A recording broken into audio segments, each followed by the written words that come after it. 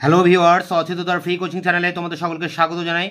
আজকের এই ভিডিওতে তোমরা যারা রবীন্দ্রভারতী ইউনিভার্সিটিতে ডিস্টেন্স এডুকেশনের মাধ্যমে হিস্ট্রিতে এমএ পড়ছো সেকেন্ড সেমিস্টারে, তোমাদের যে ফোর্থ পেপারটি রয়েছে অর্থাৎ 2.4, এই পেপারটি যে অ্যাসাইনমেন্টের প্রশ্ন কলেজ থেকে তোমাদেরকে দেওয়া হয়েছে, সেই 4টি প্রশ্নের মধ্যে একটি প্রশ্ন রয়েছে ক্রিস্টোফার হিলের ইতিহাস চর্চা। তো ক্রিস্টোফার হিলের ইতিহাস চর্চার উপরে এই অ্যাসাইনমেন্টের কোশ্চেন অ্যান্সারটি আমি এখানে তোমাদের সামনে তুলে ধরছি।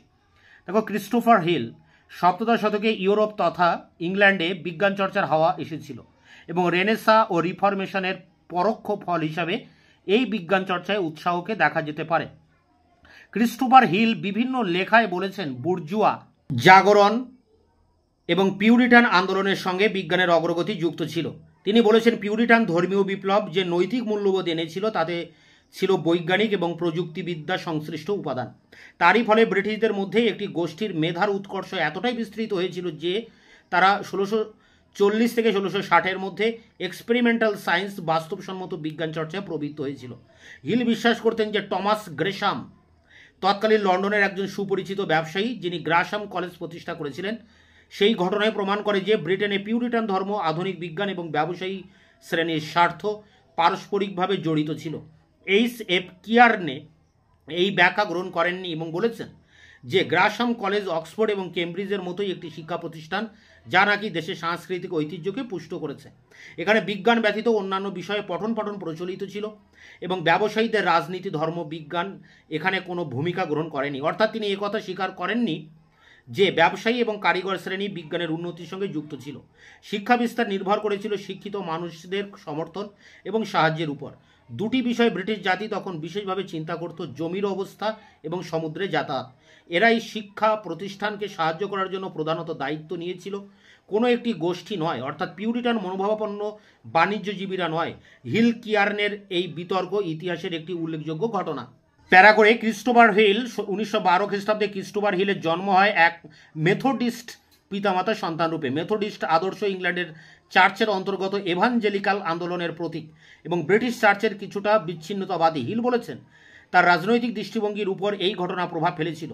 বলা হয় যে ঐতিহাসিক হিসেবে তার অনুপ্রেরণা ও দৃষ্টিভঙ্গি প্রধানত ধর্মী মূল্যবোধ মানে নন কনফর্মিটি অর্থাৎ একাত্ম না হওয়া দ্বারাই নিয়ন্ত্রিত হয়েছিল। তার অসাধারণ মেধা সহজেই তাকে অক্সফোর্ড বিশ্ববিদ্যালয়ে প্রবেশ করতে সাহায্য করে এবং সেখানে ছাত্রাবস্থায় তিনি মার্ক্সীয় তত্ত্ব গ্রহণ করেন। 1935-এ কমিউনিস্ট পার্টিতে যোগদান করেছিলেন। সোভিয়েত ইউনিয়নে তিনি এর পর 1 বছর বাস করেন এবং তারপর বিভিন্ন জায়গায় অধ্যাপনার শেষে ব্যালিঅল কলেজে আধুনিক ইতিহাসের শিক্ষক মানে টিউটর হিসাবে যোগদান করেন। প্যারা করে দেখো, দ্বিতীয় বিশ্বযুদ্ধের সময় হিল ব্রিটিশ সৈন্যবাহিনীতে যোগদান করে মেজর পদে উন্নীত হন। যুদ্ধের শেষে ক্রিস্টোফার হিল কয়েকজন বিখ্যাত ঐতিহাসিকের সঙ্গে E P Thompson, Eric Hobsbawm, Rodney Hilton, George Rude, Maurice Dobb ইত্যাদি যুগ্মভাবে কমিউনিস্ট পার্টি হিস্টোরিয়ানস গ্রুপ সংগঠিত করেন। 1952-তে এই সংগঠন বিখ্যাত পত্রিকা পাস্ট অ্যান্ড প্রেজেন্ট প্রকাশিত করেন। এই জার্নাল শ্রমজীবী মানুষের ইতিহাস সম্বন্ধে বহু আলোচনা প্রকাশ করেছিল। সোভিয়েত ইউনিয়নের হাঙ্গেরি আক্রমণের ঘটনায় বীতশ্রদ্ধ হিল ব্রিটিশ কমিউনিস্ট পার্টি পরিত্যাগ করেন। 2003-এর ফেব্রুয়ারি মাসে তার মৃত্যু হয়। প্যারা করে ক্রিস্টোফার হিলের বিখ্যাত গ্রন্থগুলির অন্যতম হল Lenin and the Russian revolution 1947, the good old causes 1949 এবং এডমন্ড ডেল এর সঙ্গে যৌথভাবে সম্পাদিত অত্যন্ত গুরুত্বপূর্ণ দলিল সমূহ যেগুলি ব্রিটিশ গৃহযুদ্ধ সম্পর্কে আলোকপাত করেছে। তার সুবিখ্যাত গ্রন্থ intellectual origin of the English revolution ওই বিপ্লবের সম্পর্কে প্রচলিত ধারণাকে সবিশেষ পরিবর্তিত করেছে। এছাড়াও তিনি লিখেছেন economical problems of the church, Puritans and revolution, the country of revolution ইত্যাদি। তার লিখিত intellectual original of the English রিভলিউশনে এই তত্ত্ব প্রতিষ্ঠা করেছে যে ব্রিটিশ বিপ্লবের পিছনে অবশ্যই বুদ্ধিমত্তা মানে ইন্টেলেকচুয়ালিজম এবং পণ্ডিতদের প্রভাব ছিল। ইতিপূর্বে ঐতিহাসিকরা বলেছিলেন ইংল্যান্ডের বিপ্লবের পিছনে কোনো জ্ঞানদীপ্তির কার্যকারণ উপস্থিত ছিল না। হিল বললেন বিশেষ আদর্শ বা ধারণা ব্যতীত কোনো বিপ্লব সম্ভব হয় না, যদিও ওই আদর্শ বা ধারণা সমকালীন পারিপার্শ্বিকেরই ফলশ্রুতি। বাস্তবে পরিস্থিতি সমকালীন ধ্যান ধারণাকে জন্ম দেয়। যে কোনো পণ্ডিতের ধারণা সমূহ এবং চিন্তার সম্ভার মার্টিন লুথার, রুশো, এমনকি মার্কসেরও চিন্তাধারা বিশেষভাবে আদৃত হয়েছে। তার কারণ সমসাময়িক সমাজের প্রয়োজনগুলিকে তাদের তত্ত্বসমূহ সমর্থন করেছে। পুরাতন মূল্যবোধ মানুষ অগ্রাহ্য করে যখন সমান্তরালভাবে অন্য কোনো যুগোপযোগী আদর্শ তাদের সামনে উপস্থিত করা হয়। মার্ক ব্লকের সঙ্গে একমত হয়ে হিল বলেছিলেন, ইতিহাস লেখা হবে সমাজের সমস্ত আঙ্গিককে গ্রহণ করে। এই বুদ্ধিমত্তার ভূমিকাকে অগ্রাহ্য করা সম্ভব নয়। প্যারা করে দ্য গার্জিয়ান পত্রিকায় 26শে ফেব্রুয়ারি 2003 মন্তব্য করেছে, ক্রিস্টোফার হিল ব্রিটিশ জাতির কাছে সপ্তদশ শতকের ইংল্যান্ডের উপর কিভাবে দৃষ্টিপাত করতে হবে সেই পথ দেখিয়েছিলেন। তার কারণেই সপ্তদশ শতকের ইংল্যান্ডকে সঠিকভাবে জানা শুরু হয়েছিল। অন্য একজন সমালোচকের মন্তব্য, ইংরেজ বিপ্লব এক বিশেষ সাংস্কৃতিক পরিবেশে দেখা দিয়েছিল যেখানে ধর্মীয় ধারণাই ছিল প্রধান উপাদান।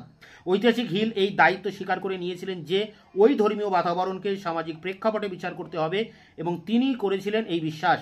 তিনি এই ব্রিটিশদের মধ্যে জাগিয়ে তুলতে সক্ষম হয়েছিলেন যে ব্রিটেনের বিপ্লব ছিল এক যুগান্তকারী ঘটনা।